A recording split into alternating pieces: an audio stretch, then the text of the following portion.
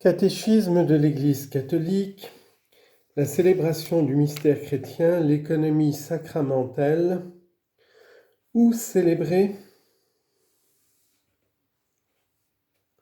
Le culte en esprit et en vérité, Jean 4, 24, de la Nouvelle Alliance n'est pas lié à un lieu exclusif. Toute la terre est sainte et confiée aux enfants des hommes. Ce qui est premier lorsque les fidèles se rassemblent en un même lieu, ce sont les pierres vivantes, assemblées pour l'édification d'un édifice spirituel. 1 Pierre 2, 5.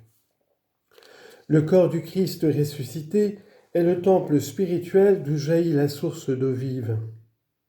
Incorporés au Christ par l'Esprit Saint, c'est nous qui sommes le temple du Dieu vivant. 2 Corinthiens 6, 16.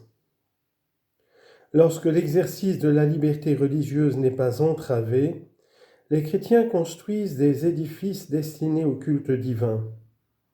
Ces églises visibles ne sont pas de simples lieux de rassemblement, mais elles signifient et manifestent l'Église vivant en ce lieu, demeure de Dieu, avec les hommes réconciliés et unis dans le Christ. La maison de prière où l'Eucharistie est célébrée et conservée, où les fidèles se rassemblent, où la présence du Fils de Dieu, notre Sauveur, offert pour nous sur l'autel du sacrifice, est honorée pour le soutien et le réconfort des chrétiens, cette maison doit être belle et adaptée à la prière et aux célébrations eucharistiques. Dans cette maison de Dieu, la vérité et l'harmonie des signes qui la constituent doivent manifester le Christ qui est présent et agit en ce lieu. Hébreux 13, verset 10. L'autel de la Nouvelle Alliance est la croix du Seigneur, Hébreux 13, 10, de laquelle découlent les sacrements du mystère pascal.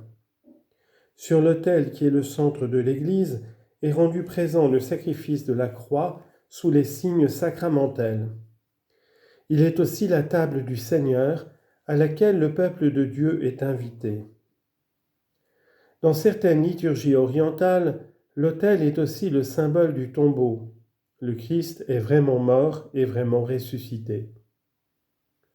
Le tabernacle doit être situé dans les églises en un lieu des plus dignes avec le plus grand honneur. La noblesse, la disposition et la sécurité du tabernacle eucharistique doivent favoriser l'adoration du Seigneur réellement présent dans le saint sacrement de l'autel. Le saint crème, en grec myron, dont l'onction est le signe sacramentel du sceau du don de l'Esprit Saint, est traditionnellement conservé et vénéré dans un lieu sûr du sanctuaire. On peut y joindre l'huile des catéchumènes et celle des malades. Le siège de l'évêque ou cathèdre ou du prêtre doit exprimer la fonction de celui qui préside l'assemblée et dirige la prière. Lambon, la dignité de la parole de Dieu requiert qu'il existe dans l'Église un lieu qui favorise l'annonce de cette parole et vers lequel, pendant la liturgie de la parole, se tourne spontanément l'attention des fidèles. Le rassemblement du peuple de Dieu commence par le baptême.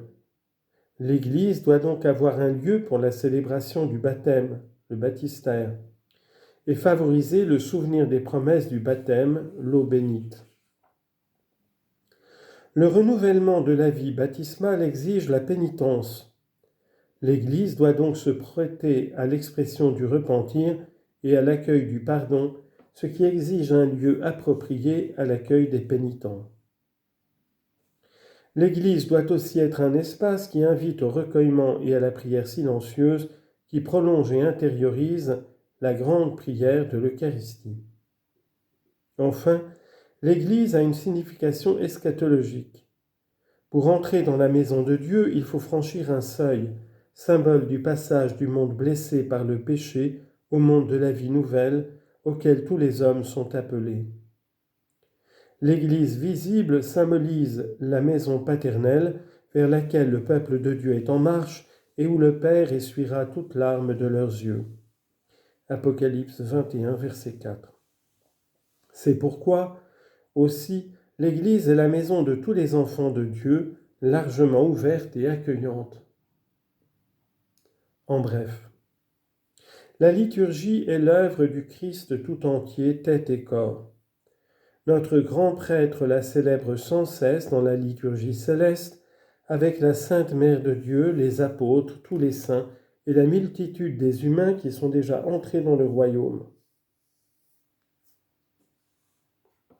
Dans une célébration liturgique, toute l'assemblée est liturge, chacun selon sa fonction. Le sacerdoce baptismal est celui de tout le corps du Christ.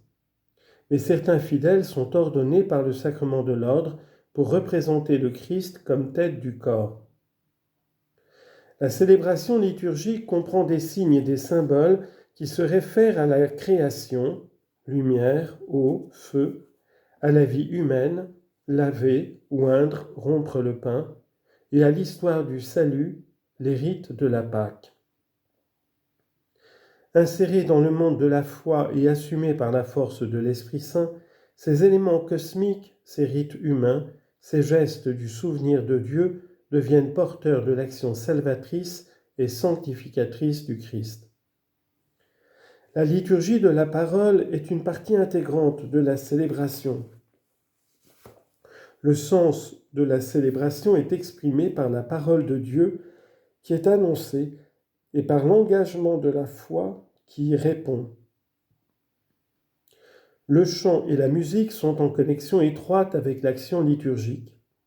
Les critères de leur bon usage, la beauté expressive de la prière, la participation unanime de l'assemblée et le caractère sacré de la célébration.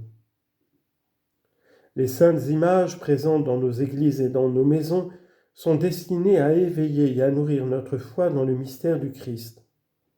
À travers l'icône du Christ et de ses œuvres de salut, c'est lui que nous adorons.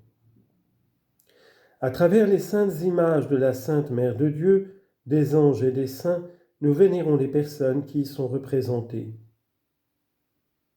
Le dimanche, jour du Seigneur, est le principal jour de la célébration de l'Eucharistie parce qu'il est le jour de la résurrection. Il est le jour de l'assemblée liturgique par excellence, le jour de la famille chrétienne, le jour de la joie et du repos du travail. Il est le fondement et le noyau de toute l'année liturgique. L'Église déploie tout le mystère du Christ pendant le cycle de l'année, de l'incarnation et la nativité jusqu'à l'ascension, jusqu'au jour de la Pentecôte et jusqu'à l'attente de la bienheureuse espérance et de l'avènement du Seigneur. Faisant mémoire des saints, en premier lieu de la Sainte Mère de Dieu, puis des apôtres, des martyrs et des autres saints, à des jours fixes de l'année liturgique, l'Église de la terre manifeste qu'elle est unie à la liturgie céleste. Elle glorifie le Seigneur d'avoir accompli son salut dans ses membres glorifiés. Leur exemple la stimule sur son chemin vers le Père. Les fidèles qui célèbrent la liturgie des heures s'unissent au Christ, notre souverain prêtre, par la prière des psaumes, la méditation de la parole de Dieu, des cantiques et des bénédictions, afin d'être associés à sa prière incessante et universelle qui rend gloire au Père et implore le don de l'Esprit Saint sur le monde entier. Le Christ est le vrai temple de Dieu, le lieu où réside sa gloire. Par la grâce de Dieu, les chrétiens deviennent eux aussi temple de l'Esprit Saint, les pierres vivantes dont est bâtie l'Église.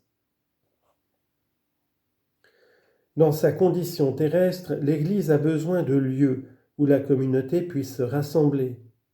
Nos églises visibles, lieux saints, images de la cité sainte, la Jérusalem céleste, vers laquelle nous cheminons en pèlerins. C'est dans ces églises que l'Église célèbre le culte public à la gloire de la Trinité sainte, qu'elle entend la parole de Dieu et chante ses louanges, qu'elle fait monter sa prière et qu'elle offre le sacrifice du Christ sacramentellement présent au milieu de l'assemblée. Ces églises sont aussi des lieux de recueillement et de prière personnelle.